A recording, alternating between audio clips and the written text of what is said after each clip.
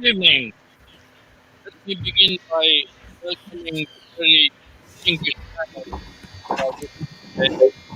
They have all very wide experiences, and that's what we need, this multidisciplinary approach to sustainable development as well as to holistic wellness.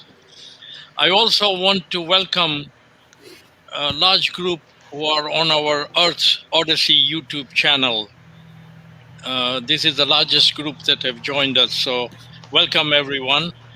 And you can put your comments on chat, and at the Earth Odyssey site we are always welcome your comments. So let me begin by introducing why this subject, why the linkage between sustainable development and holistic well-being, not wellness but well-being. I had the opportunity after 35 years working on sustainable development, followed by 15 years working on holistic well-being here in Bali. I sat down, I must admit, a few months to write my story. And at the end of it, which was 3 weeks ago, I pondered for a week, what does this all mean? And suddenly it hit me that we've had around 5,000 guests in these 15 years at Zen Resort. And 90% of them had an amazing transformation. They were normal people who came to the resort, but when they left, they were committed to sustainable development. They were committed to holistic wellness. And that made me think that, is there a linkage?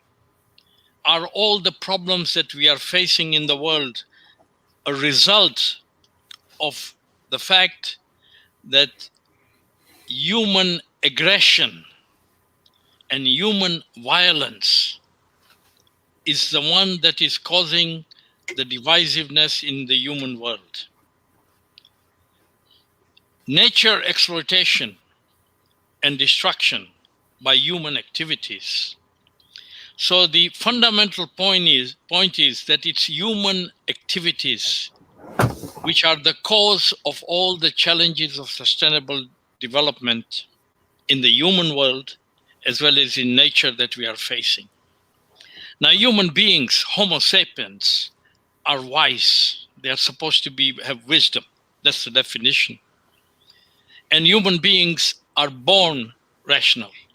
So what is it that through life they practice activities which are destructive in the human world as well as in the world of nature? So the question was to ask ourselves that, what is a human being comprised of? What are the dimensions and consciousness of human beings? You have physical, you have emotional, you have spiritual, intellectual, occupational, social, environmental. These are the parameters that drive a human being. For example, physically, if you're not feeling well, then if that turns into stress, you end up maybe snacking, alcohol, tobacco. So that causes your hormones to change and your whole system to change. So this is a element in the physical side. Emotionally, it's similar. Spiritually, how do you behave with other people, etc. So when you look at these 7 dimensions and consciousness of human holistic well-being, you begin to see that this could be the entry points to turn people into rational, caring, compassionate, empathetic people. Now, there is plenty of evidence available on what happens to the human body and the mind and the soul under stress. You know, the hormones, the fluids that are generated in the brain, etc. So that gives us a handle that if we all achieved perfect holistic well-being, would we continue with these destructive activities? The answer is yes, because modern lifestyles have become the norm the whole world over. Modern lifestyles are driven by materialism, greed, jealousy, and power. And that is the source of the waste and the pollution. And everybody in the world, because of advertising, because of social media, because of the rich and poor divides in our world, wants to be on the train of modern lifestyles. And those trains are suicidal, because you will end up with the diseases and ailments of modern lifestyles like diabetes, obesity, mental stress, depression,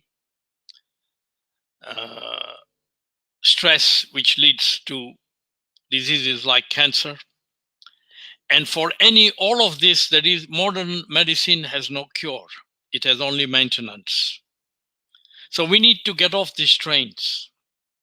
We have a human well-being crisis of this emerging burden of diseases. We've seen the pandemic, which is also a source maybe from nature, maybe from a laboratory, but human intervention in the side of destruction or an experiment gone wrong is responsible for this. Nature's destruction, climate, extinction of species, pollution, waste, air, water, land, and now we are going to space. We are putting a lot of junk in the atmosphere, and we don't know all those satellites and all those metal pieces, what it will do in the end.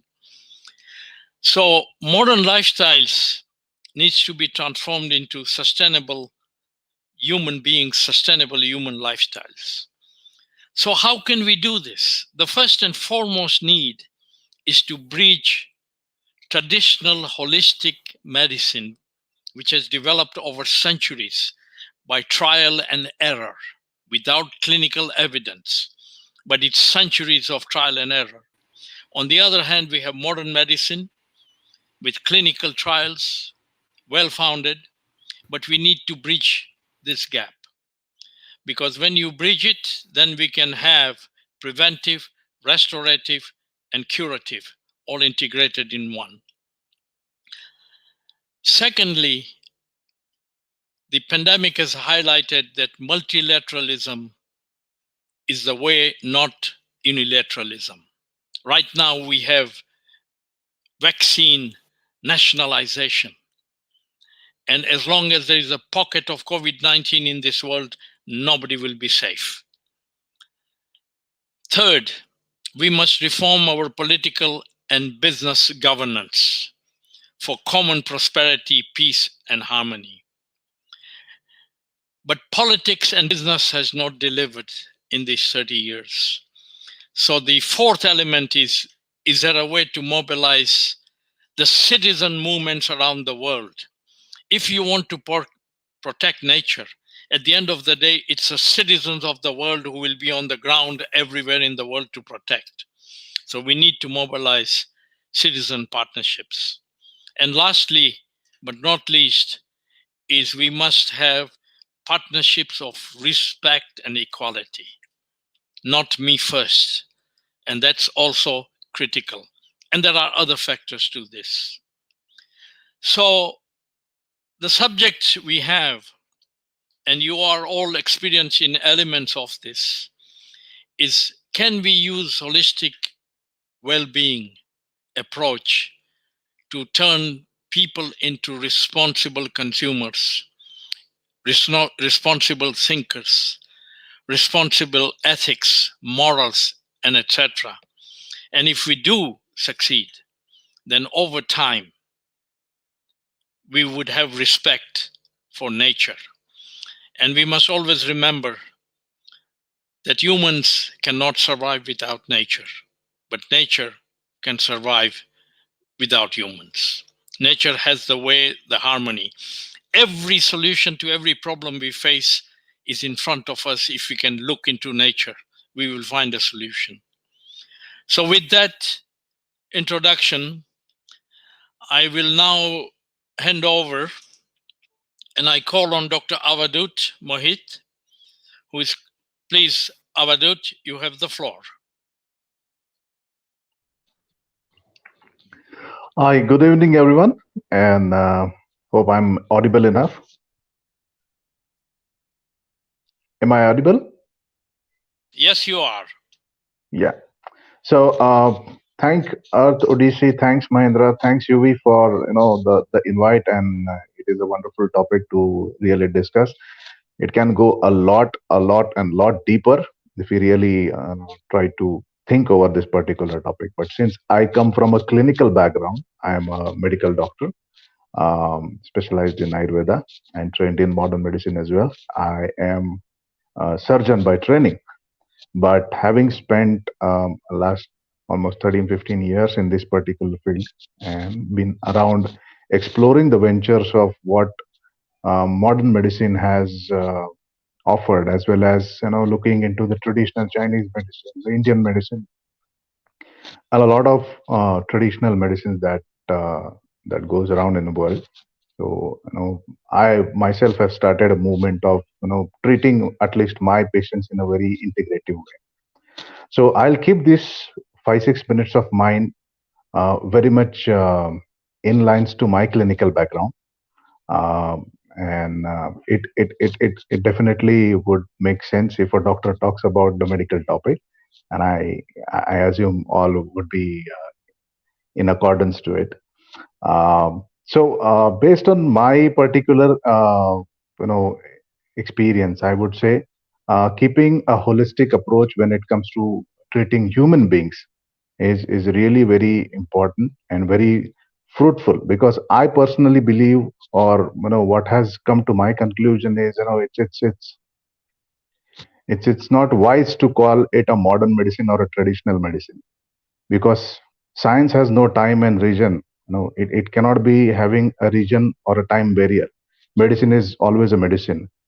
So whether we talk about the ancient systems of medicine or modern system of medicine, it is not about the age or the time. All of them were designed to help the humankind. It was all to prevent or to give the curative aid to the humans. So be it in the southeastern countries or be it in the western countries, the aim and the objective of medicine was always to help the humankind. So we should start with the fact that there is nothing called as old medicine or a new medicine. It should be an integrative approach of the Eastern medicine and the Western medicine, but it is a science at the end of the day. So, as Mahendra rightly said, we have to build a model, or we should be looking into the model where we integrate the systems, modern, which is quite robust in its clinical trial, the investments, as well as the old the traditional systems, which are very deep seated, which is mostly on the local herbs, or some easy to make home remedies, but it has been there for last centuries, and by the sheer existence in last couple of centuries, it is a statement in itself that it is useful, because if it was not fit for the humans, it couldn't have survived all these years. So and it is good to integrate the systems of medicine. Uh, the way we are currently doing it in many of the spas or the medical spas, the way we have integrated Ayurveda with yoga or even with meditation, people are getting um, a, a 360 sort of a solution. Many a times it is linked to your habits. Many a times it is with respect to your immunity, with respect to your mind. So rather than keeping it unanimous, it is always good to integrate it with the other systems, the way we are doing it with yoga and Ayurveda. And I'm sure most of you have experienced it in Zen itself, the Zen resource, which is a venture of Mahendra, where there is an integrative approach towards the yoga, Ayurveda, and meditation. So I would say yes, integration is really very important, and I'll keep it very simple, as I said at the start, just to have this particular seed, because whatever discussions we will make in terms of the clinical aspect to help the mankind, it has to be uh, a single system of medicine which is wholesome, which has aspects coming from uh, all corners of the world and all scholars and all the ages. It cannot have a single system of medicine coming and contributing to a one single you know, on a one single platform. It has to be a complete robust system. So uh, that's where I would want to stop my discussion, because I think it is one of the very important part when we think clinically, or when it comes to the medical sciences to help the mankind. Thank you, Dr. Avadut. You made one point. The oath of Ayurveda and the oath of Hippocrates are both almost identical in serving the human beings and looking at the human being as a whole. But modern medicine and traditional, or you want to call it holistic medicine, the Ayurveda is not allowed in the United States or in Europe unless a local doctor is present. There are reasons for this, because the elite in the US and all over the world want Ayurveda, want yoga, want meditation. But India has not made the effort to take it, just the way that China with TCM has done. So that is one point. And you are absolutely right. It's not only Ayurveda and TCM. We must not forget that every grandmother who is alive today has secrets handed down to her from her own grandmother. And we have never collected this information. And I think the challenge is we need to put modern medicine, or the current modern medicine, so-called modern medicine in the West, and the holistic medicine, the practitioners of these two need to be locked up in a conference room until they find the solution to making that bridge. I will stop there and hand it over to Lauren before I get into any more trouble. Lauren, you have the floor. So hi, my name is Lauren Mignon, and I'm the co-founder of Kiko Lab, the Collective Intelligence Collaboratory. And today I wanted to talk about wellness in the context of group intelligence. So wellness is often framed in terms of individual personal responsibility. So if you're sick, you're not drinking enough green juice, you're not exercising, you're not eating right, you're not doing enough daily affirmations. So wellness is all about improvement.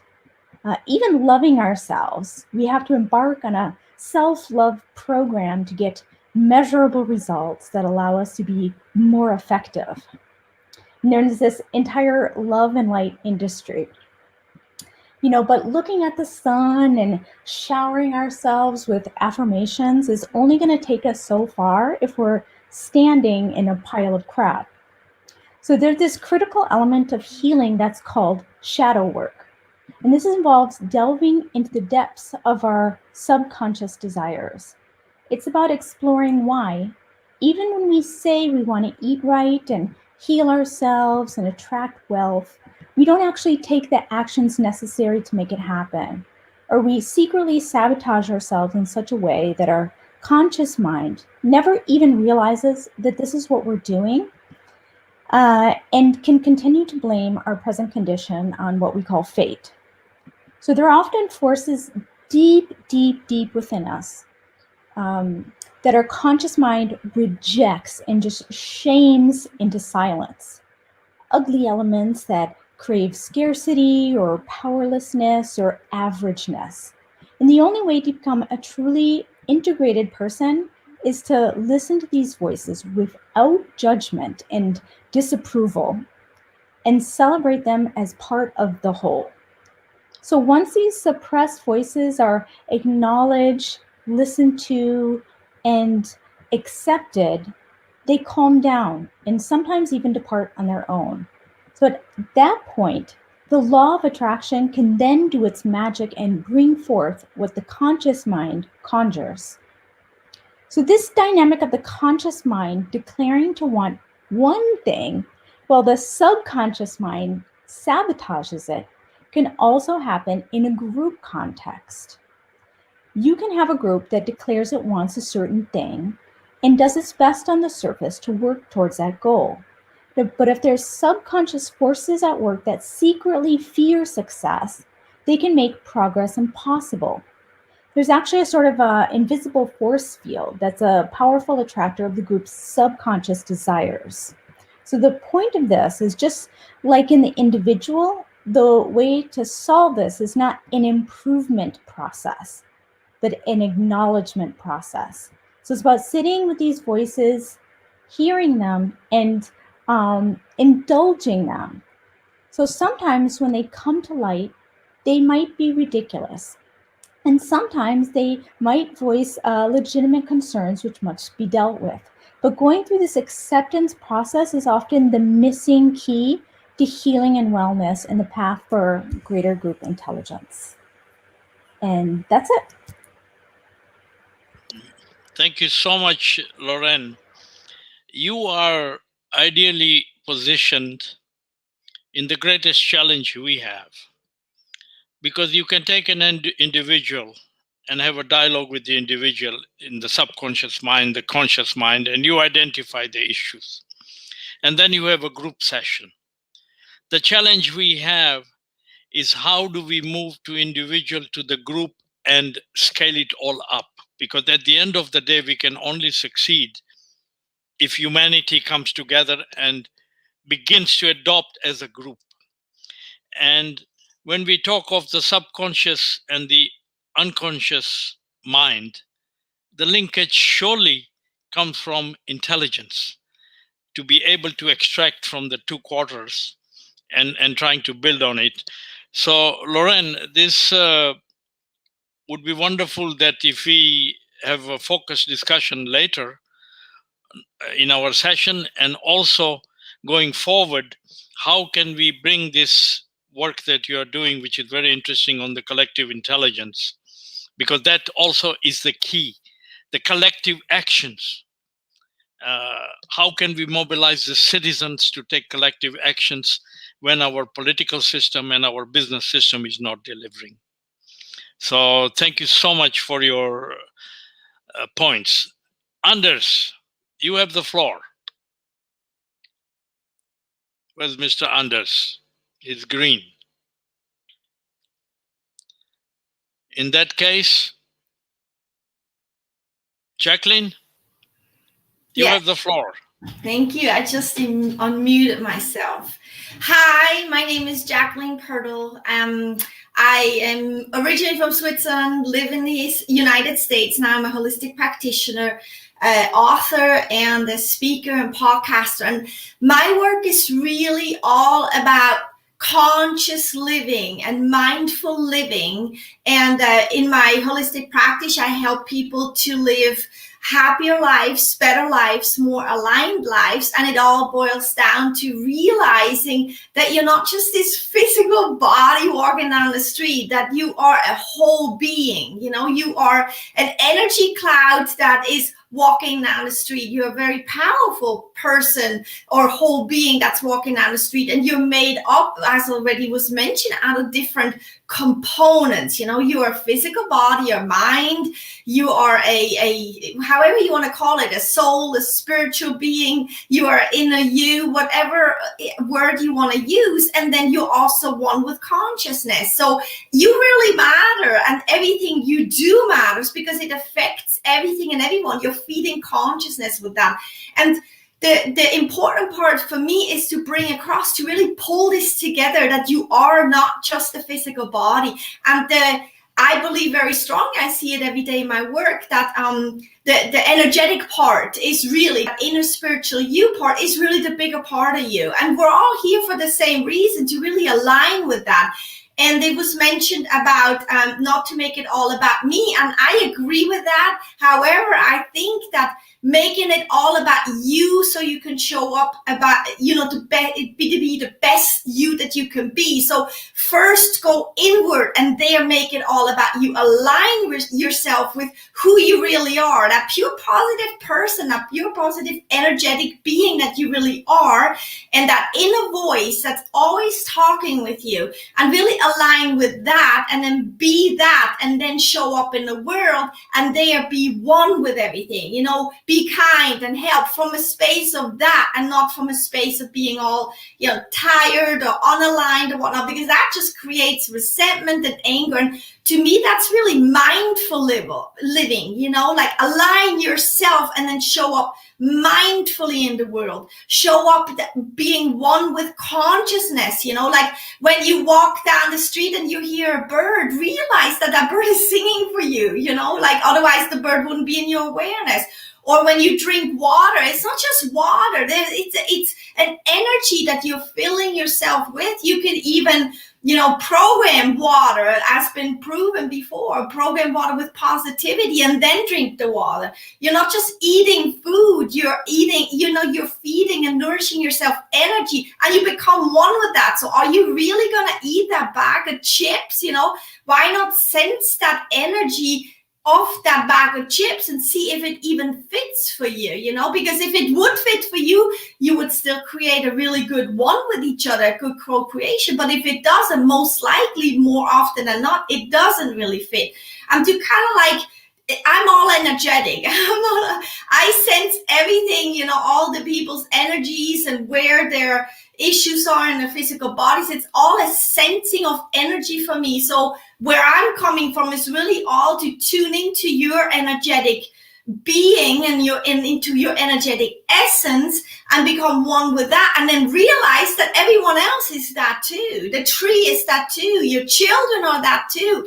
It's like, for instance, with your children, I also wrote some books, and one is a parenting book, and it's really to realize that everyone out there and everything out there is an energetic essence to a whole being too, and is here for the same reason, to align, and then as one we move forward. So to me, sustainability starts within. You start being sustainable inside of yourself, of pulling yourself in and then showing up as the best you that you can be. And out of that energy, you will have the power. You will be thrilled to show up in a sustainable way and be kind to Earth and be kind to everything, and also to uplift everybody, because we're all one. We're all sharing our energy and our being with everything. So if I show up really as the best me because I did my inner alignment work, that means I feed consciousness, so everyone will get a chunk of it that's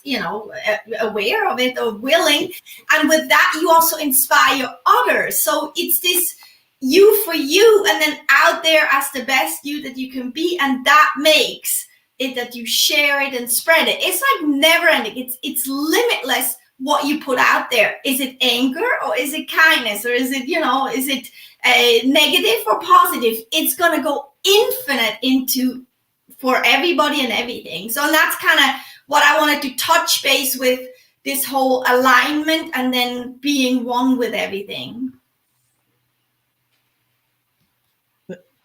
Thank you so much, Jacqueline. The best is by definition in every one of you, us, in the subconscious as well as the conscious.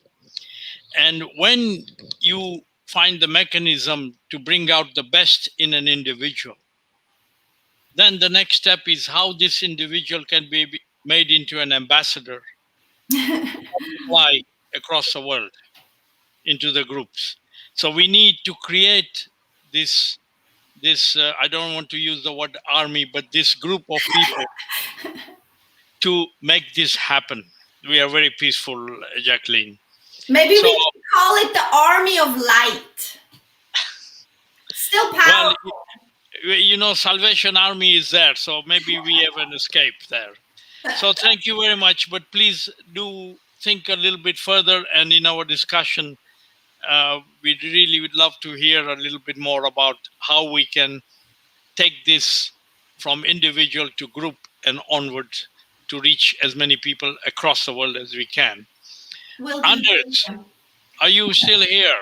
Can you hear me? Wonderfully. Yeah, because I have some technical problem with the program here, so going in and out all the time. So let me have the floor for a few minutes. I'm Anders Nilsson. I'm a scientist working in the field of physics and chemistry, particularly maybe mostly for people known about water research, but I'm also a spiritual teacher. And what I would like to say is that we have an extraordinary opportunity at this time for the world, because we have sort of gone out from having limitations due to, particularly thanks to a lot of scientific development. We can now actually provide food for people. Most people can have shelter. We can have really good medicine. All the scientific advances are there, and we are going forward scientifically, bringing more and more knowledge for the world to use.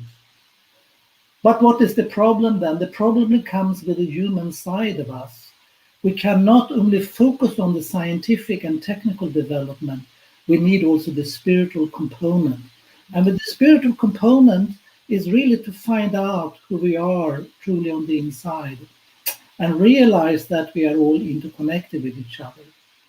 Because the world today is so much run on fear.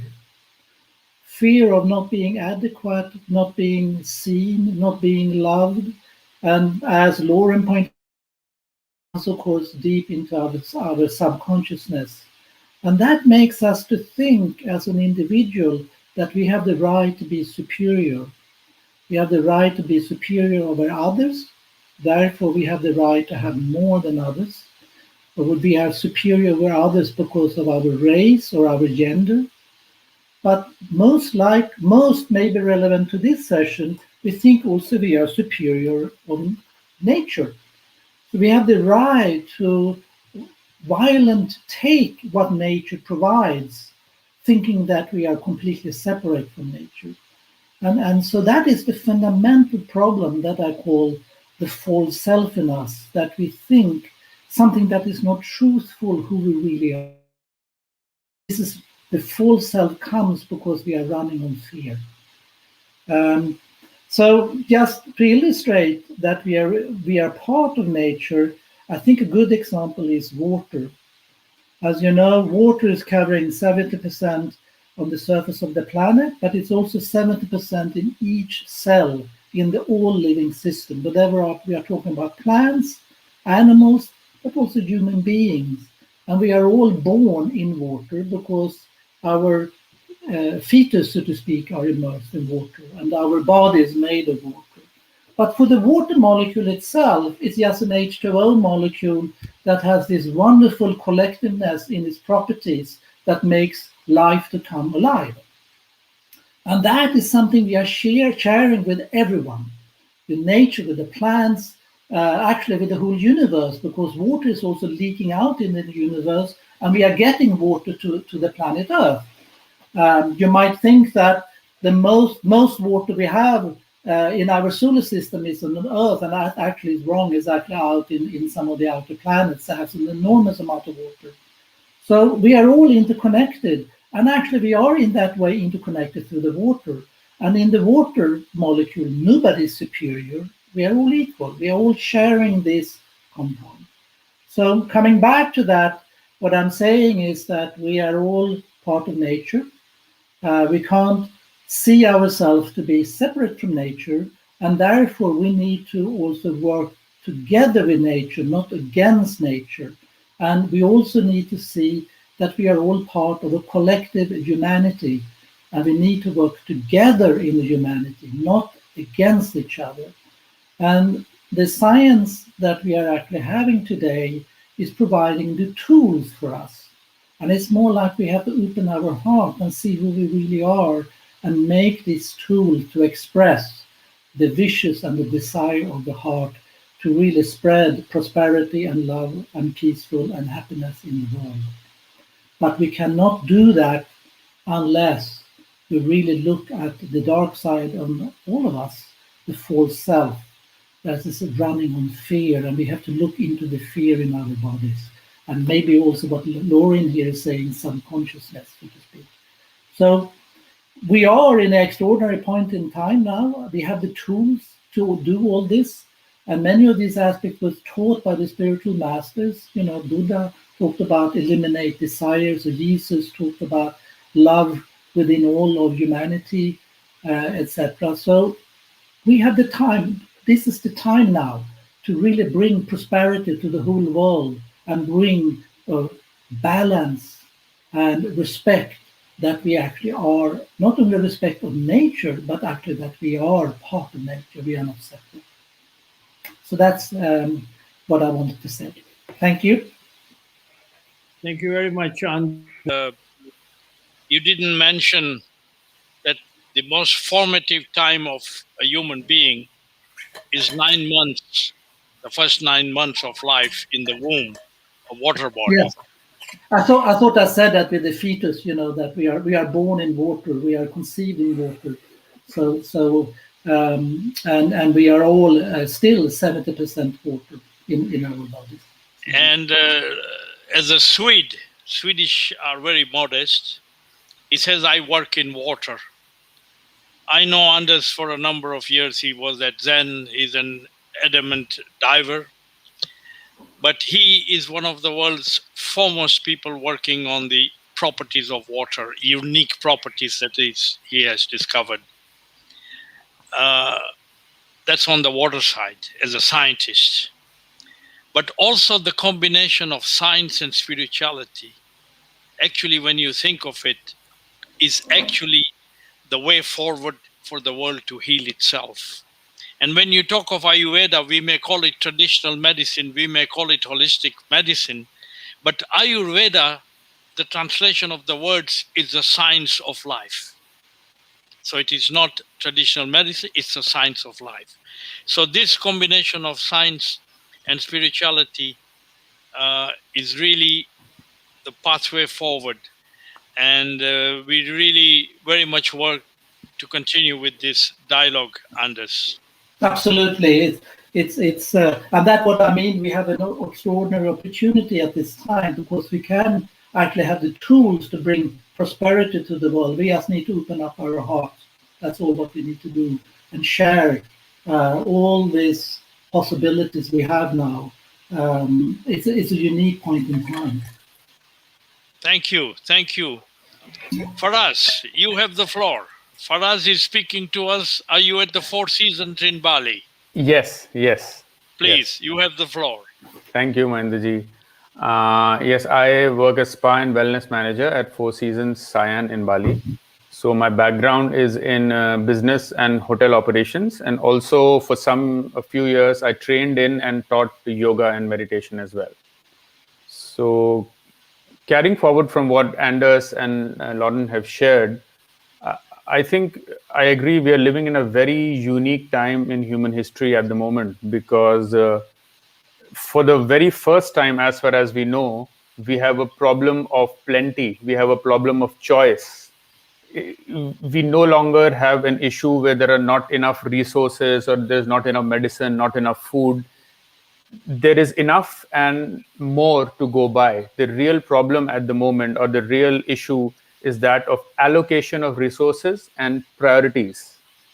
So this issue can be tackled either in a top-down way, in a structural way. You know, you can bring legislation, you can have carbon credits, etc., etc. You can have incentives, you can subsidize industries or sectors which support a certain goal which will lead to a sustainable development. And also through top-down leadership, you can have visionaries or leaders who can bring about ideas.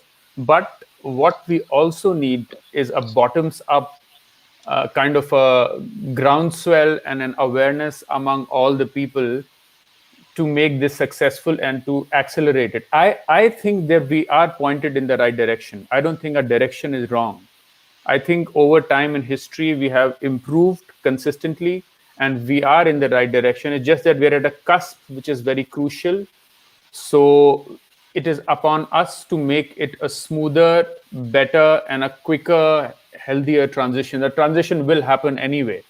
It could be it could be traumatic, or it could be drastic, or we could consciously do it. Like I remember Swami Vivekananda used to say that all of us are headed towards the direction of the final goal of spiritual enlightenment. It just depends upon us. Do we accelerate it, and do we do it consciously, or are we just driven towards it through the momentum of karma and through different lives of suffering and unconscious learning? So the whole idea, I think, here is to make this process, again, it's amazing, because all the talks that have just happened, I can just relate to what I was going to say anyway. So to make the unconscious process conscious, and then when it becomes conscious at the individual level, then collectively we can come together and make it conscious, right? And right now, if we see, again, the reason why we are in a very unique time is because of most countries in the world have transitioned to democracy.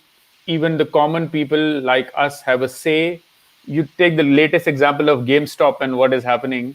You see how a group of motivated, knowledgeable people can stand up to, big big establishment. So, but with this power also comes great responsibility. We are one of the, maybe the first or even the second generation where such a huge responsibility as an individual is upon us, that we can really bring about real tangible change in the way we move forward.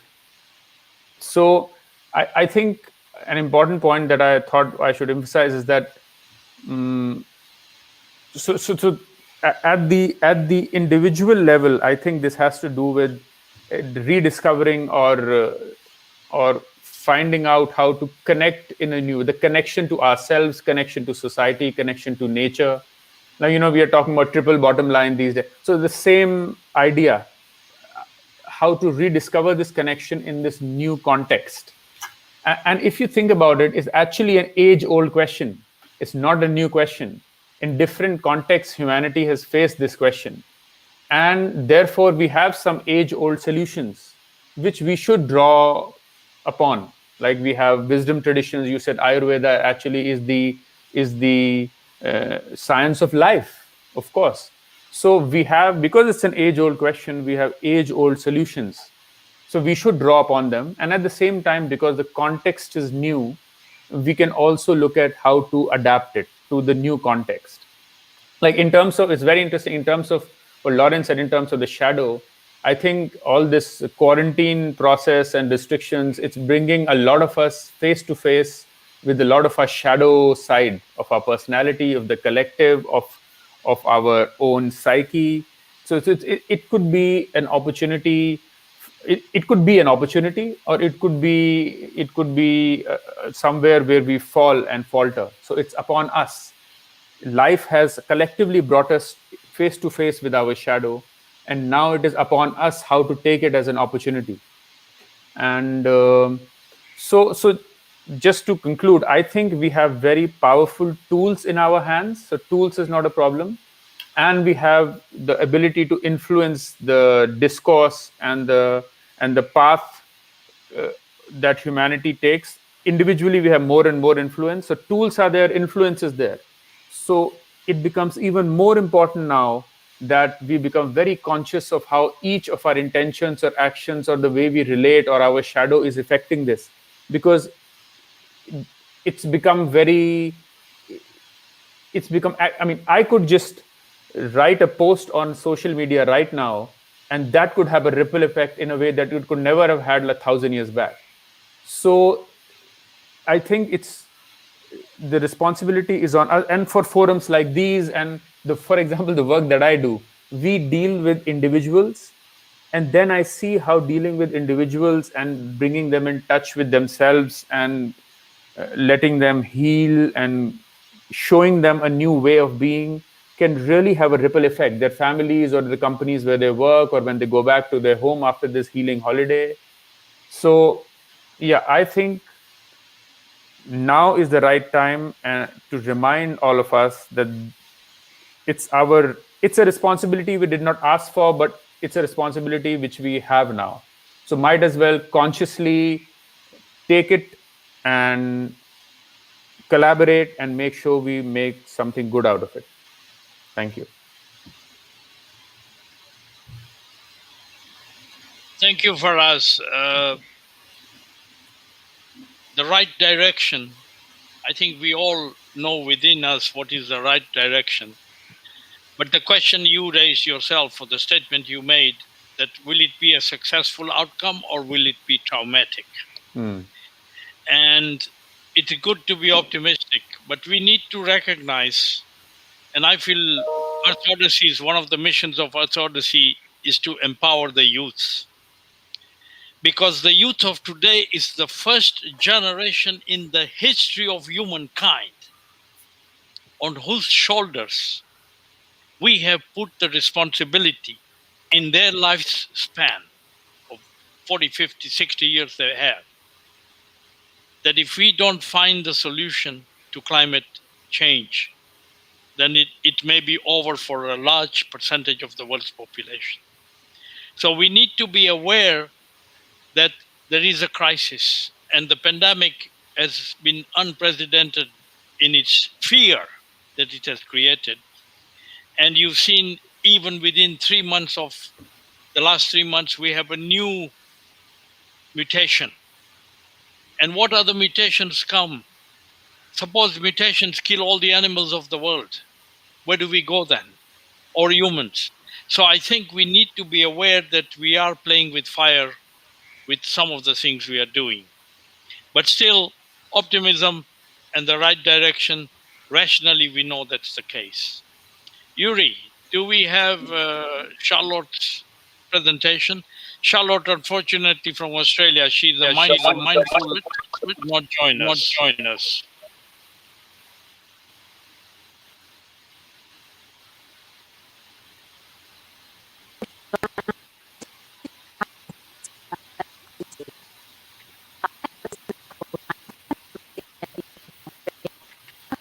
Inadequate when it comes to talking about Earth matters, in that I've really focused my career on we humans and I'm curious about the link between the micro and the macro. So the fact that, of course, the world is in the state it's in today because of what happens inside we humans. And that's what I'm going to talk about. So I'm going to share my screen and use a few slides for this presentation. So the first kind of model to use is Professor Paul Gilbert's observation around the 3 emotional regulation systems that operate within we humans. We're always in one of these 3 systems. The first is the threat system. And you know that from if there is a loud noise, you jump. You don't go, oh my goodness, that's a loud noise, now I'm going to jump. In other words, it's rigid and compulsive beyond your control, really. You can gradually dial down your whole system so you're not as vulnerable to it, but it'll never cease to exist because it is designed to keep you safe. And that is ultimately the body's role. So it hijacks our attention and it becomes all about me. And the hormone there is mainly adrenaline. The next one is the drive system. And that's probably the most destructive one that we humans operate in. It is all about me and my task. In that one, I really believe that if I get the next thing, if I get the next project, if I extend my empire, then I'll be happy.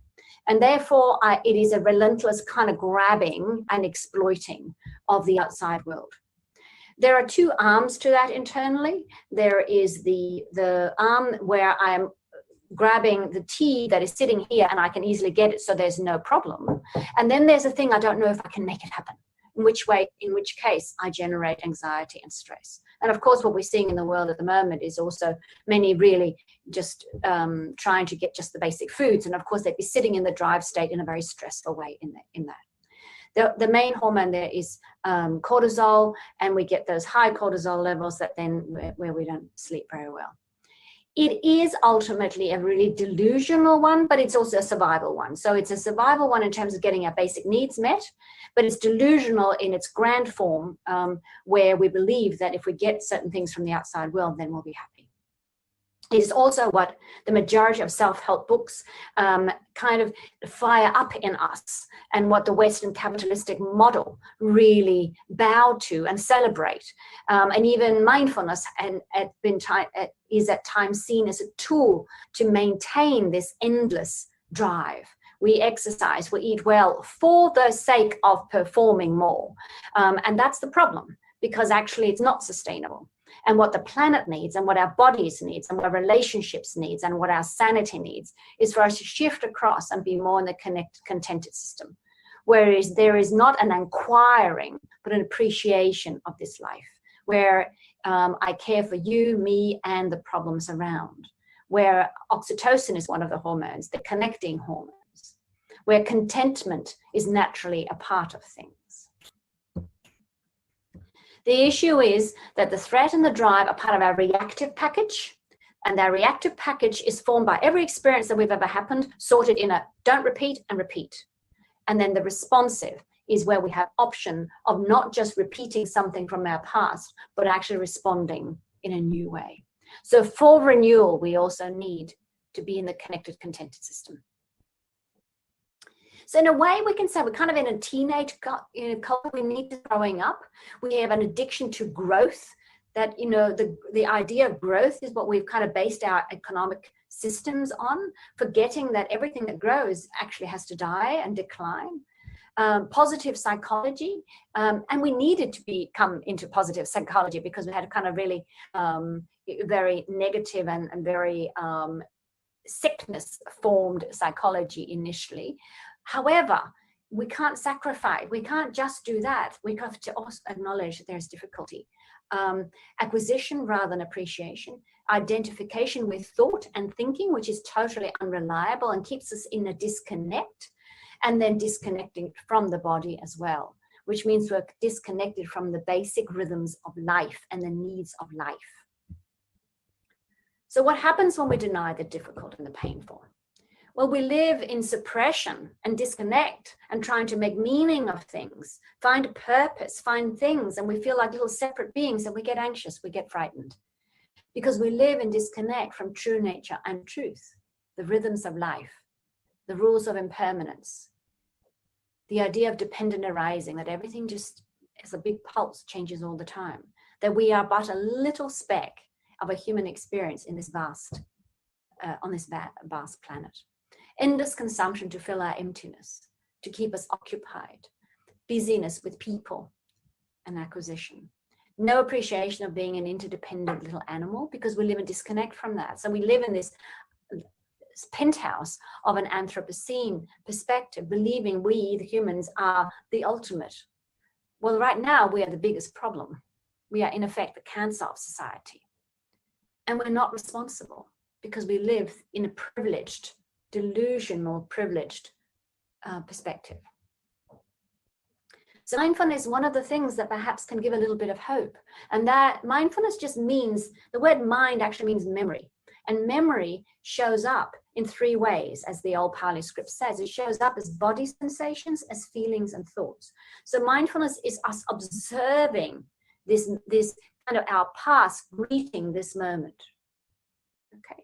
And in that past is our desires for avoiding danger and wanting the next. So mindfulness can potentially be an interceptor of going, wow, there the mind just goes in its endless desire. And I'm going to just breathe. We can also start to connect with the dear body, because what we connect, we want to protect, and we can only abuse what we feel disconnected from. So when we do dear body, and we close our eyes and we connect with this living system, we can allow it to be our teacher, and it will tell us to look after all life and this planet. Thank you, and have a lovely, lovely discussion. Thank you very much, Charlotte. I am sure you will be looking at the recording if you're not awake and already watching it. I want to mention the three systems you specified: the emotional regulation, the drive system, and the contented. The threat system, where you emphasized we jump and we respond.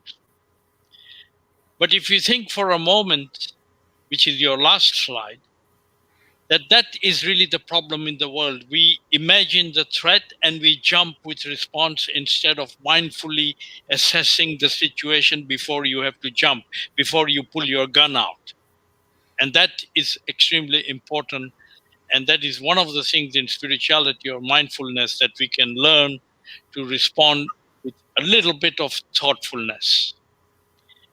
That's one aspect. And the issue of our teenagers driving for growth, we need to emphasize that this whole philosophy of growth, which is driven by modern lifestyles, is really a disconnect within ourselves with our own humanity.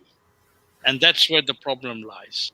So, Charlotte, thank you so much for making the effort and being with us. And we will hope to have you online a little bit earlier than midnight. Thank you. I now call on the ambassador of peace. Ukepeme, you have the floor.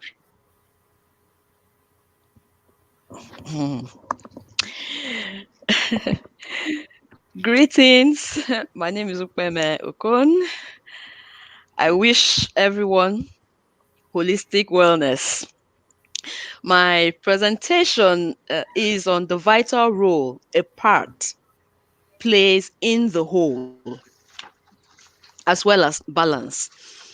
I'll be sharing excerpts from The Values String, a book on transitional life, compelling fulfillment and profound peace by Ukpeme Akpan Okon.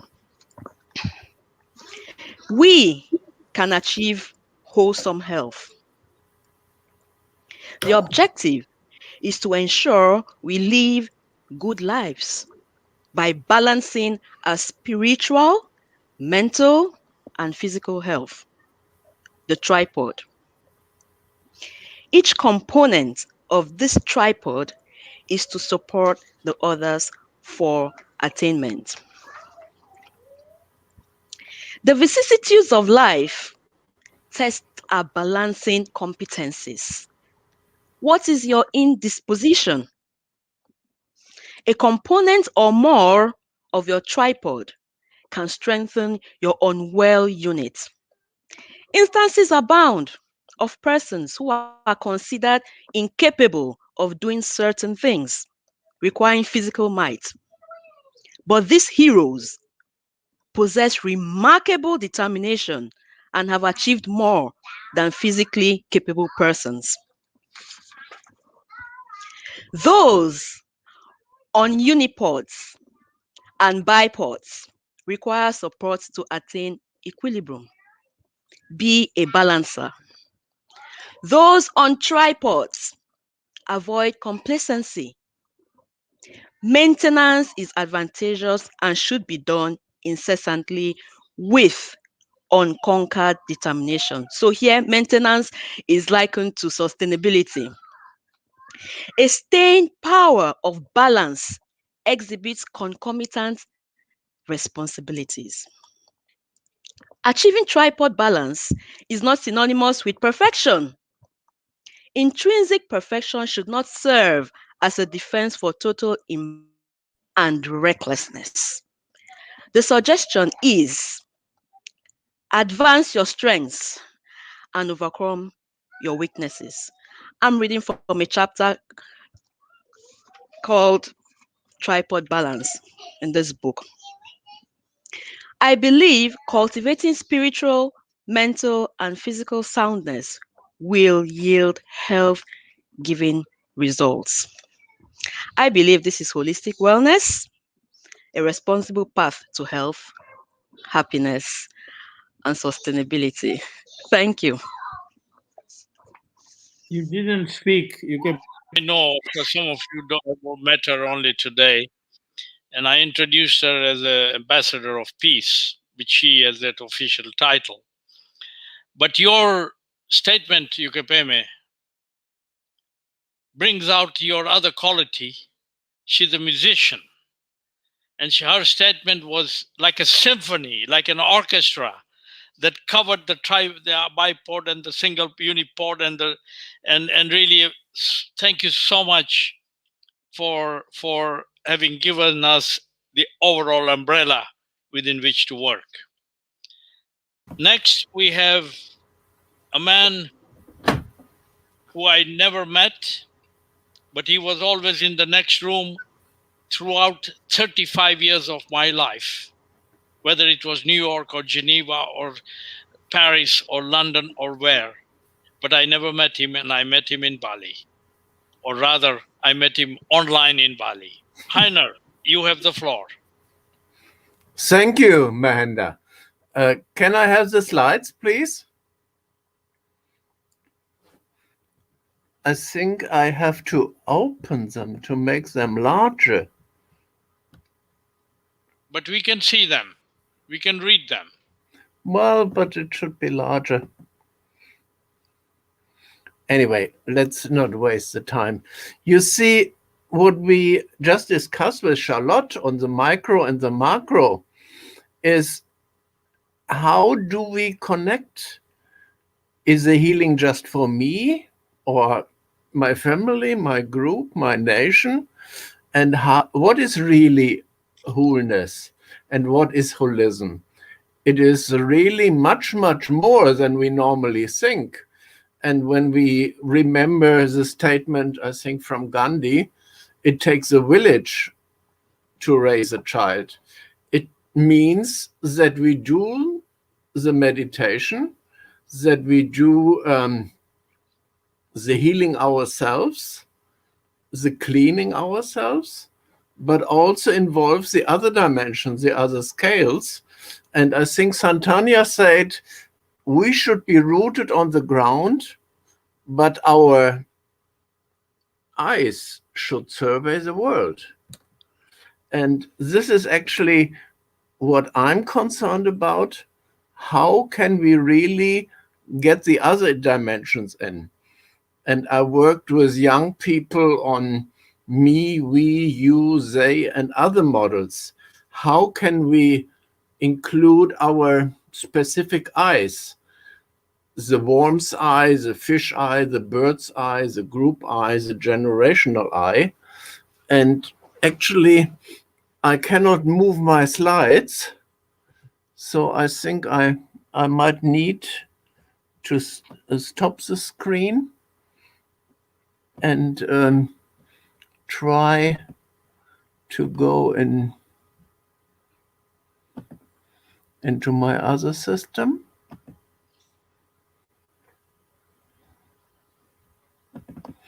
Yes. And then go here to something very special I would like to show you about. We looked very much into meditation, into the healing of your intangible thoughts and getting your empathy, your compassion, everything involved. And I came across a meditation researcher. Her name is Tanya Singer, and she found out in longitudinal studies over 1 year, a couple of hundred people, that when they really brought all the issues together, that they came to the tripod of Ukpeme.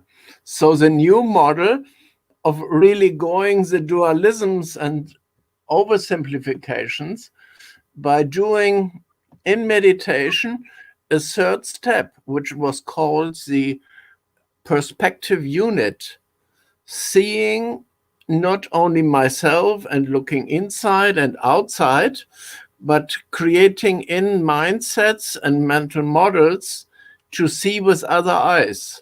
Imagine how everything looks like when I see with the eyes of my friend from the other side, or if I see like from a bird's eye in another dimension. And this is what I really wanted to tell you about.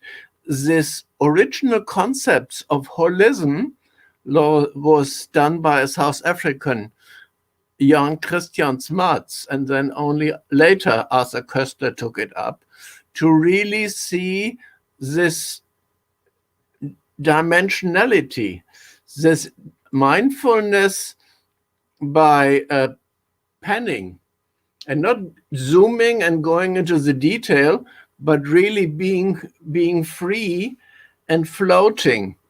And when we consider the first graph again, then the issues are also governance, as Mahendra mentioned, or policy, how we go together in groups. What is the commons? Is it humankind?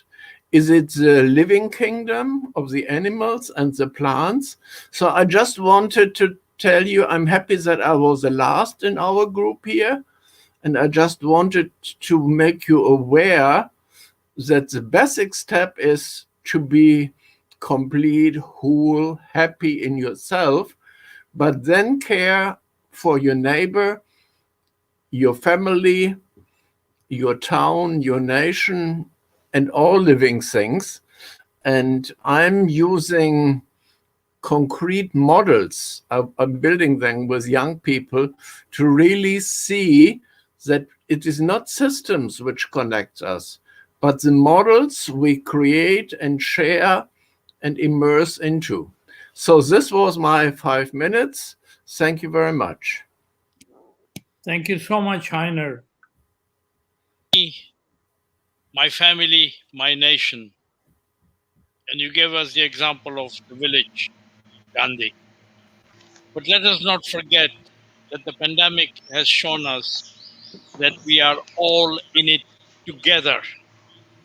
And if together we don't solve the problem, that will come us to haunt us for many decades. So this togetherness in forming the solution, the interdependence in the world, me first doesn't work. The interdependence is so important. So, but still, your approach of models it's certainly part of the tools we need to analyze. I'm now going to call upon Yuri. Yuri is in Brazil, and Brazil is the oxygen filter of the world. It is the water basin. It's the biodiversity basin. It's a place where the indigenous people still live indigenous lives from which the world can learn to live in harmony with nature. And he is an explorer, a documentary maker. Yuri, you have the floor.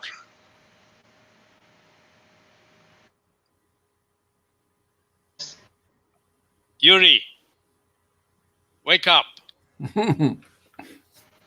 Okay, thank you very much, Mr. Dr. Mahendra. I just wanted to share an example of what we did in Brazil. And you are right, Brazil has the greatest biodiversity on Earth in the Amazon. We have the wetlands, we have lots of exciting, very nice places that are under threat now.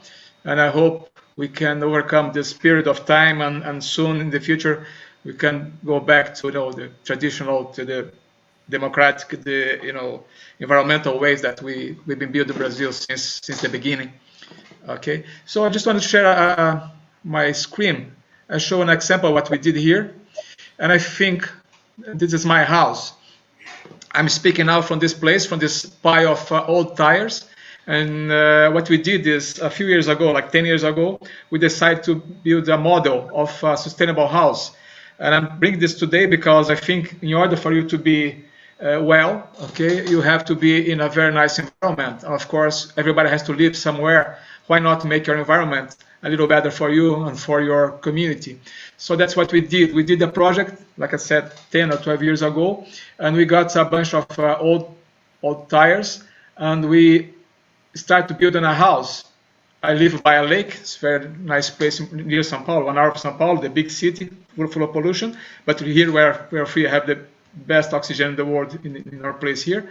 And we decided to make a model of a house. And because we did that, and we started building this house, and it's a big house, as you can see, it's very comfortable. And because we did that, now a lot of people start to build things, or not whole house, but sometimes a wall, or sometimes a community house using this model.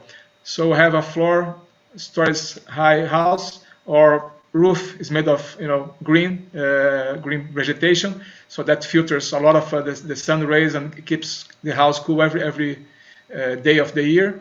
And it's a nice thing about this house. It was easier to build, not easier, but of course takes some effort to put the tires and everything else. But the nice thing is it costs like 30% less to build the house.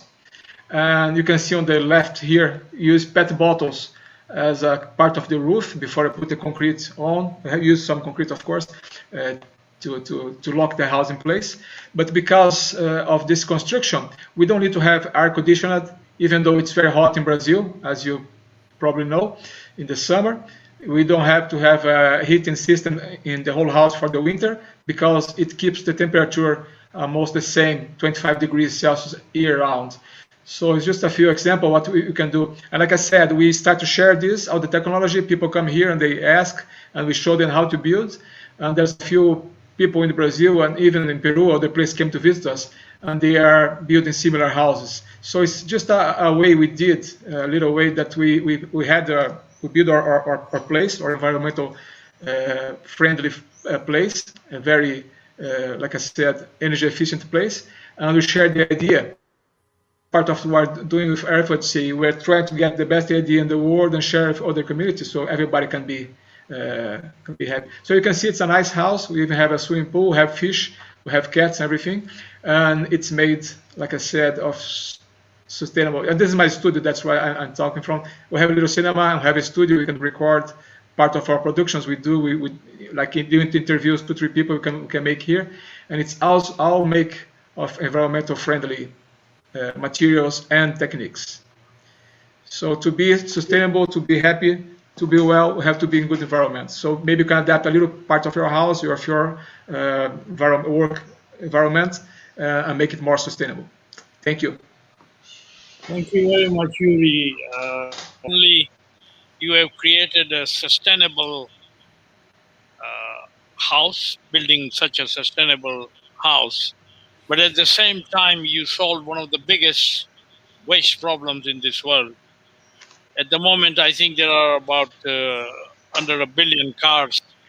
In a few years, we'll probably have 3-4 billion cars of the world's population. And then multiply by 4 tires. You can imagine what do we do with these wasted tires every 2 years? And that's a really amazing solution. So it solves 2 problems. And I think that's a lesson for us in sustainability. I'm now going to open the discussion. But before I do that, I feel wonderful tonight because none of you gave me the opportunity to show you what a great musician I am. That was a signal to say your time is up. And you were so disciplined that I didn't have the chance to play my music. But the floor is open. Lauren, you send me a order. So you have the opening line. Please, go ahead, Lauren. No, I ceded to someone else Okay. who has an idea of what to say. Thank you. To go first, Jacqueline, you have the floor. For what else I want to say? Is that what?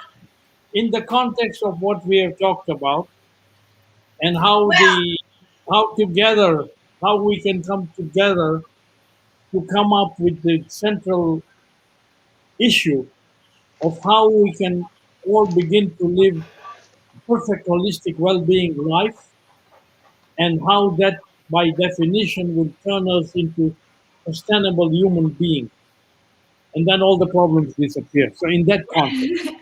Yeah. All right. Well, first of all, I loved every presentation, and every presentation speaks to my heart and is part of my work and everything. So I think everyone was so inspiring, and I like what I heard.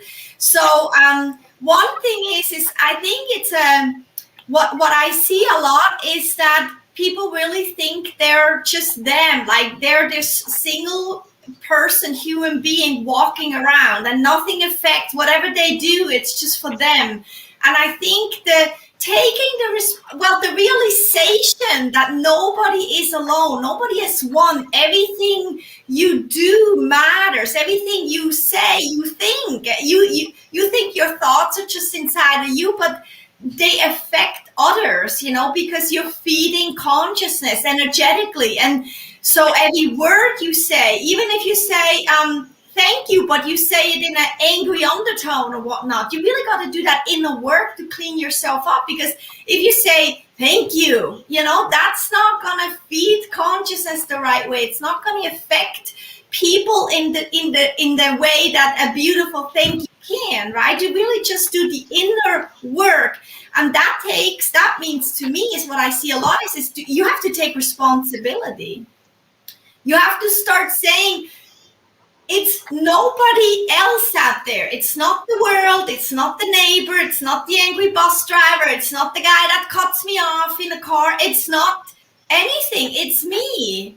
It's all depending on me to do that inner work, and then to realize I am one with everything. So if I'm angry, I'm going to send that angry energy all the way from America to Africa. It really is that way.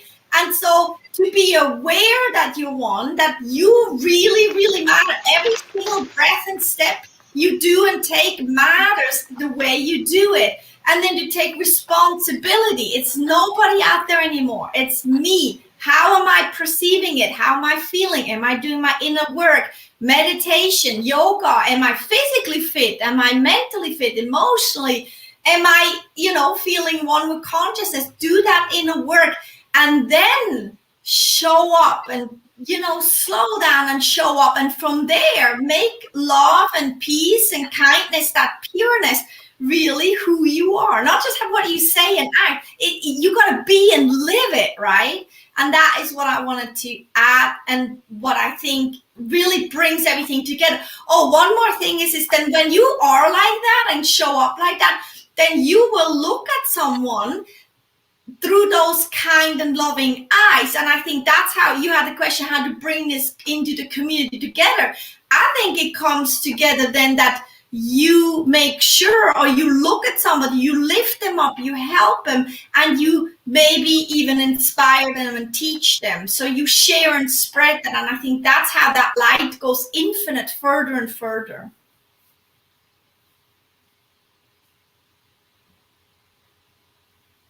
Response, please. Could I respond? Could I respond, Mahendra? This is Anders here. Please. I have, just to follow a little bit of Jacqueline there, I have the concept, I've written a book called The Gentle Way of the Heart. So what does the gentle way mean? It means that at every moment in your day, and every moment in your life, you strive to be gentle. It means that you are gentle to yourself and gentle to the surrounding. It shows you the loving kindness you are. So even if you have to deliver a hard truth to someone, you can deliver it in a gentle way. So if we are becoming more gentle in the world, how we are perceiving others and also how we are perceiving ourselves, everything will sort of calm down and we can move forward. And just to build a little bit what you said, Jacqueline, it's really showing that beautiful side that we all have within, and that we should strive for that. It's almost like we can make a conscious decision every moment in our day to strive for it. We hold back a little bit to react, to respond from what we can call the reptile brain, and we hold back a little bit and try to bring forward that beautiful shining heart that we have, that just wants to be kind and gentle, not avoiding the truth, not fleeing from something uncomfortable, but we can still choose to be gentle in that situation. And may I maybe add that I think a lot of people stumble, like what I see in my clientele and readers that might read my book and listen to my podcast, they're saying, yeah, it's just sometimes so hard. And I said, well, what's hard? And they say it sometimes seems like this mountain because you're coming from the bottom of the mountain, and you're climbing that. And I say, actually, the thing is like, it starts small, you don't have to already say, oh, my whole life from now on, that's all I'm going to be love and happiness and whatnot. No. And like you said, not being in denial, but you can come from a good heart, and living the truth of life. But it's like to realize every single breath you take, every single step you take, check in with yourself once an hour. How am I right now? Am I still in that alignment or not? To just take step by step and not thinking this as already being a high mountain. Oh, I got to change everything, and I got to just do minute by minute, second by second, once an hour, check in. And because once you practice that, you're going to get addicted to feeling really good. So, and then, it's like, and that's when it becomes like this passion. So you be and live it. And in the beginning, just take it slow and know that every split second you can choose again. You're not stuck. You can always choose again to realign. If I just follow you as quickly on that, I exactly right. But one of the most important things with also the gentleness towards yourself is to realize that you will fail many times. You might look into yourself in the mirror when you have failed, and then you just say, I forgive myself, I love myself so much. But next time I will be trying to be a little bit more conscious and make a different choice. But I have accepted all my failures, and that I don't need to be perfect. I just need to show who I am. Thank you. Lauren, you have the floor. Yeah, just one insight that I've gotten, I have kind of a background and I've studied, neoliberalism and, kind of politics and economy. And one great insight from this panel is that just like the growth of the economy went along for so long unquestioned, I think there's this parallel focus on personal growth. And the problem with growth is that you're never satisfied. Like personal growth, you have to improve in order to be good. And there's never a point in your self-improvement process where you're ever going to be good enough. And I think that that's the source of this problem, this like, we need to grow and change. And it's never just like, we're okay, just like this. Thank you. Any response?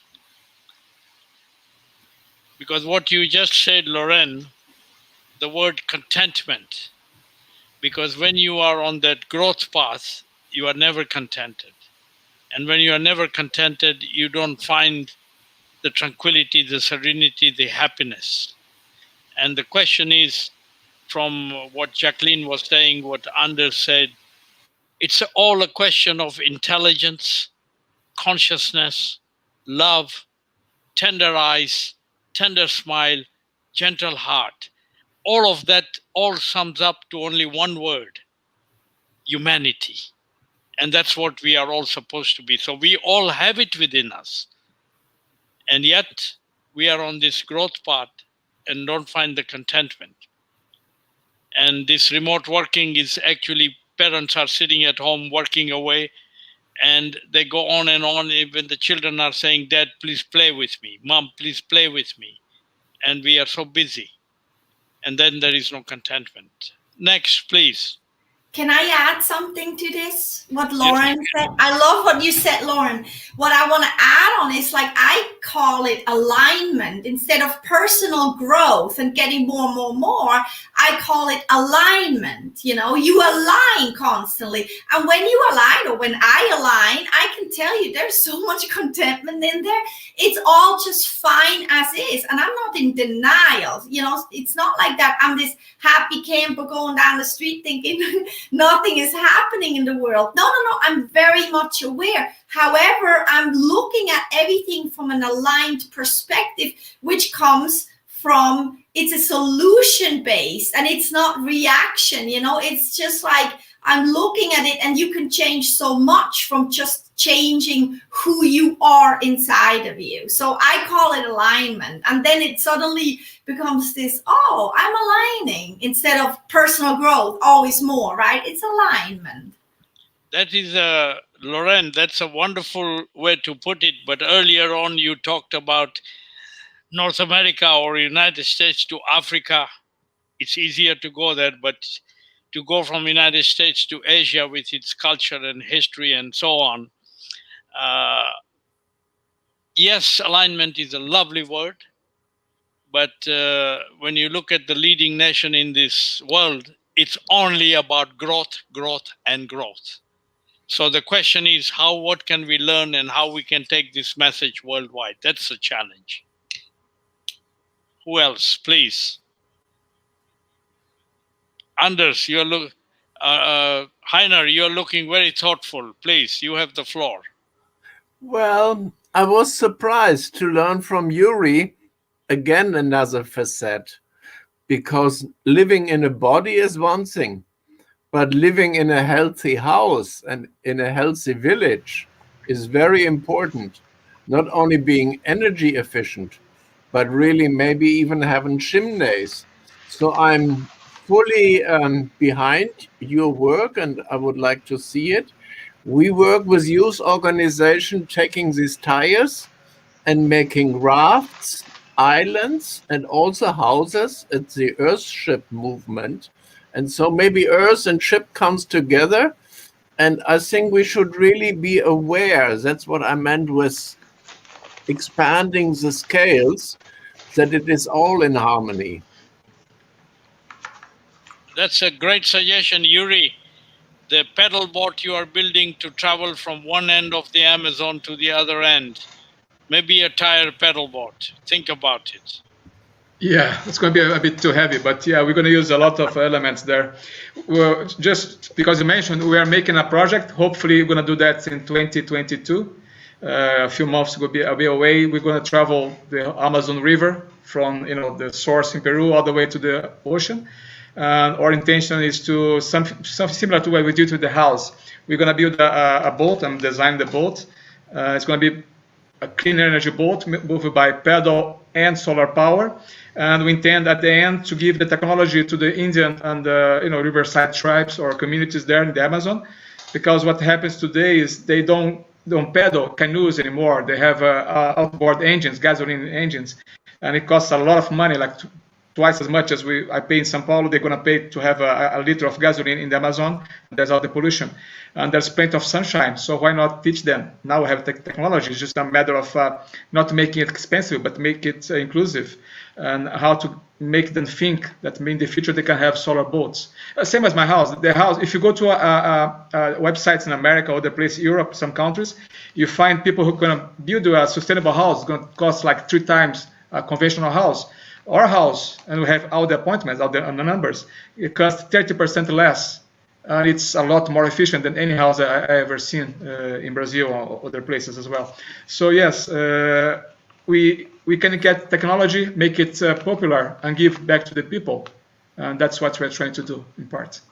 Thank you. And Yuri, please do remember all these distinguished panel members we've had in our 8 or 9 panels so far, and make a note of them, and at least give us a little bit of a quota for some of us who would like to be on that beautiful journey across the Amazon.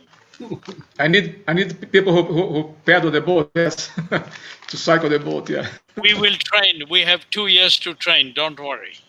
Next, please. For us, I can see you are thinking. Please.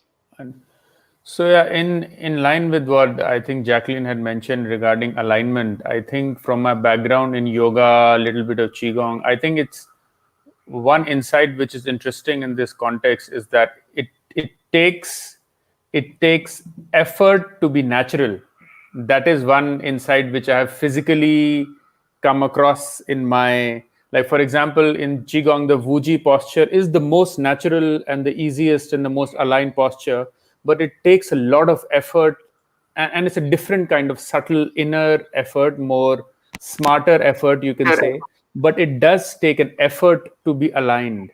So, for example, therefore, there has to be a distinction which has to be drawn between, like, you cannot walk into a supermarket tomorrow and say, I'm just going to be natural and follow my instinct, because the whole every square inch of that supermarket has been designed by MBAs like me, who have been paid a lot of money to figure out at eye level what to keep, what fragrance, right, left. So there is already conditioning built into the interactions that we are having. Like social media, when I pick up my phone, the way I'm acting is by default already conditioned. So to understand that it takes a certain amount of effort to get back to the natural state. I think that's an important, and then it also ties in with what Lauren said about the shadow, because I may think, oh, it naturally, this is what I feel like doing, but that may not be the most aligned action, because you need, that's why all these systems are there. That's why, yoga, qigong, ayurveda, they just bring you back to alignment, but after a long process. So I think that's one insight which I think micro and macro both can be applied. Thank you for us. Yes, Lauren. Lauren? I was just agreeing. Oh, you were agreeing. Wonderful. Yeah, I was going like this. Beautiful gesture to say yes, absolutely. Yes, anyone else, please? We are coming to our 90 minutes, exactly, in fact, half a minute ahead. I just want to say that we've had 8 or 9 panels. Every panel has been wonderful. But I don't know, maybe there's something about the number 9 lives and whatever. This has been a very, very, very special panel. And the wide breadth of views we've had makes me realize that this whole business of holistic well-being and sustainable development, we can make that connection and we can make a success of it by only one word: embrace and mobilize your humanity. That's all we need to do. Alignment, all these worlds. As soon as we embrace and mobilize our humanity, then we have everything from Gandhi's village to the city. So it's been an amazing group. I thank you for your participation, and we would like each and every one of you to be ambassadors of Earth Odyssey. And one small request: is there anyone who doesn't have a mobile phone? Do all of you own mobile phones? Are you 21st century people? In which case, if you have the opportunity, and you have the opportunity, because all I am asking for is 1 minute and 50 seconds of your time, please make a little video on your phone and send it to us on any aspect of what we've been talking about. And it will be wonderful, because the whole aim of the Earth Odyssey program, we want a worldwide campaign for people of all ages to send their little videos on their mobile phones. And out of that, we want to create a documentary of the views of the citizens of the world. And also this will be followed by hopefully panel discussions when the time allows us beyond COVID. We plan to have 30 panels in 30 countries on 6 subjects, 6 major subjects of sustainable development. And each panel will be approximately 24 people, 12 youths and 12 adults. The 12 adults will be 2 politicians, 2 business people, 2 civil society, 2 scientists, and so on. And of course, gender balance will be there. But we want to give a voice to the youth. And we don't want to empower any women. We only want to inspire the women who need no empowerment because they are naturally endowed with all the characteristics that we mentioned of compassion and tender eyes and everything else, which is essential to heal not only humanity, but to heal nature. So our focus in Earth Odyssey is inspire the women and empower the youth, because they are the leaders of tomorrow. They will have the power of their thumb, and they'll have the power of their wallet with which we can change the world. So thank you for being with us. Thank you.